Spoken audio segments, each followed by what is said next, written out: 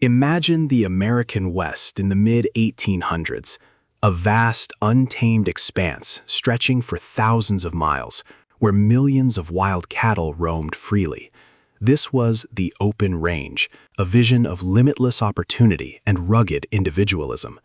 But this freedom came with a brutal economic reality. Controlling livestock was a constant, exhausting battle.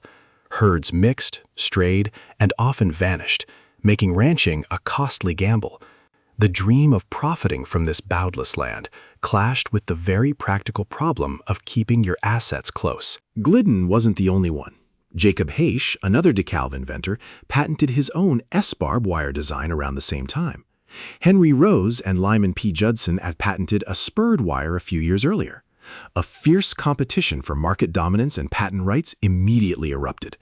These weren't mere disagreements, they were bitter legal battles, each inventor claiming to hold the true innovation, fighting for control over what promised to be a multi-million-dollar industry. The stakes were incredibly high. While Glidden had the invention, Isaac Ellwood, a wealthy hardware merchant and shrewd businessman, recognized its immense potential. He partnered with Glidden in 1874, forming the Barbed Fence Company. Ellwood wasn't just interested in manufacturing, he understood distribution and sales. He envisioned a future where every ranch and farm across the vast American plains would be bordered by Glidden's wire. Their partnership was the spark that would ignite the barbed wire boom. With Ellwood's capital and business acumen, Glidden's workshop quickly scaled up. Simple hand-cranked machines were replaced with steam-powered automation, churning out miles of barbed wire daily. This mass production dramatically lowered costs. Suddenly, fencing was no longer a luxury for the wealthy, but an affordable commodity for the average farmer and rancher. This accessibility was key. It transformed barbed wire from an innovative idea into an economic force accessible to everyone. The Barbed Fence Company engaged in aggressive marketing tactics. Salesmen crisscrossed the West, offering free samples, demonstrating the wire's effectiveness and showing how easily it could be installed. They sent bundles of wire to railway stations, offering it at cost to anyone willing to install a segment of fence. This direct, practical approach overcame skepticism and rapidly seeded the market. It was a masterclass in grassroots sales, bringing the product directly to those who needed it most. Propaganda was also key. Barbed wire was promoted as the ultimate solution for the taming of the West, bringing order and civilization. Company distributed pamphlets showing peaceful, prosperous farms protected by wire. This narrative, combined with low prices and ease of use, fueled explosive growth. From a few hundred pounds in 1874, production soared to 80 million pounds by 1880, a testament to its transformative economic impact and rapid adoption. The effect was immediate and profound. Barbed wire allowed ranchers to delineate their property lines, leading to the rapid enclosure of vast tracts of land. The era of the open range, where cattle grazed communally and cowboys drove herds for hundreds of miles, began to vanish. No longer could a rancher claim land simply by occupying it. Fences defined ownership. It was a swift, almost brutal shift, fundamentally altering land use patterns across the entire continent. For ranchers, barbed wire was an economic miracle. It drastically reduced the need for large numbers of cowboys to herd and guard cattle, cutting labor costs significantly. Livestock management became more efficient. Herds could be contained, preventing straying and theft. This newfound control allowed for selective breeding and better pasturage management, boosting productivity and profitability. The investment in wire paid for itself many times over, transforming the economics of cattle raising. Farmers, too, embraced the wire. It allowed them to protect their crops from the free-roaming cattle of the open range. This security spurring agricultural expansion into areas previously dominated by ranching. Lands once deemed unsuitable for farming due to cattle incursions could now be cultivated with confidence, diversifying the Western economy. It was a powerful tool that literally drew new lines, defining distinct agricultural and pastoral zones across the landscape. But this economic transformation wasn't peaceful. The enclosure of the open range sparked fierce and often violent conflicts known as the range wars. Large cattle barons accustomed to free grazing clashed with smaller ranchers and nesters, farmers, who were now fencing off their land. Fences were cut, livestock rustled, and lives were lost. These were not just property disputes.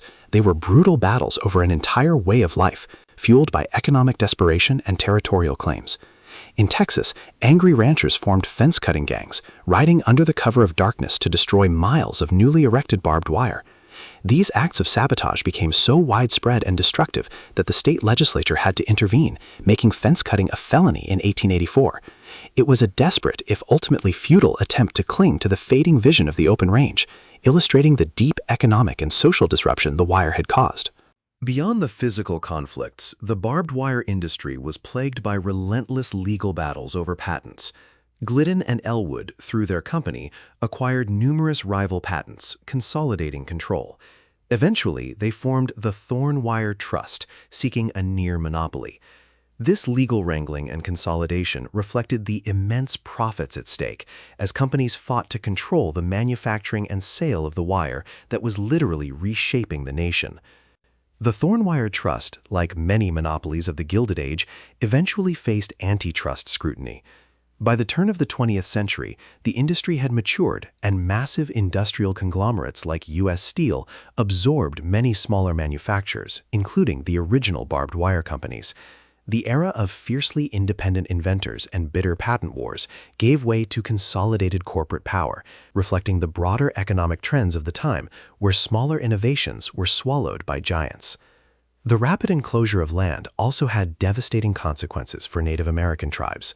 Their traditional hunting grounds and migratory routes for buffalo were increasingly cut off by fences.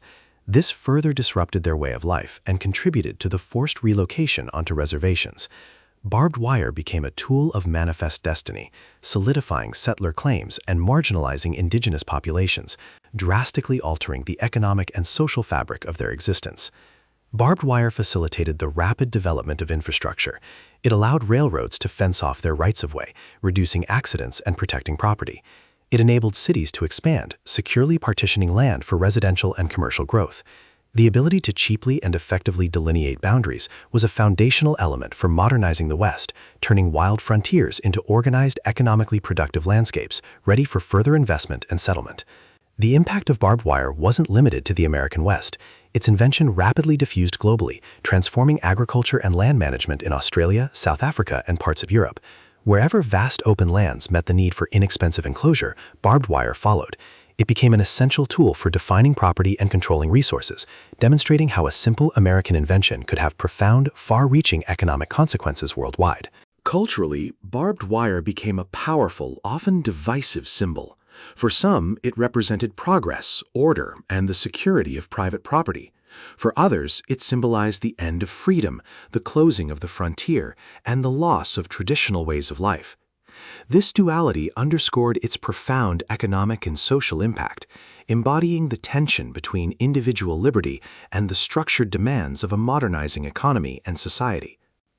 Even today, barbed wire remains a ubiquitous and vital tool in agriculture. While alternatives exist, its cost-effectiveness and durability ensure its continued use in containing livestock and working boundaries worldwide. Its invention permanently altered the landscape of farming and ranching, setting new standards for efficiency and land management that continue to shape global food production systems in ways we often take for granted. Tragically, the design meant to control cattle found another, darker application. In the early 20th century, barbed wire became an integral part of trench warfare during World War I, creating impenetrable defensive lines that caused horrific casualties. This stark transformation from an economic tool to a military weapon highlights the complex and sometimes unforeseen consequences of even the simplest technological innovations on human society. Barbed wire, often overlooked in the grand narratives of economic history, was an unseen architect of modern America. It facilitated the transformation of vast wilderness into productive agricultural and ranching lands, defining the very contours of property and wealth in the West.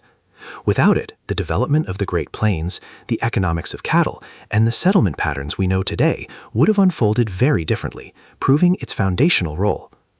This humble invention demonstrates a hard truth about financial history.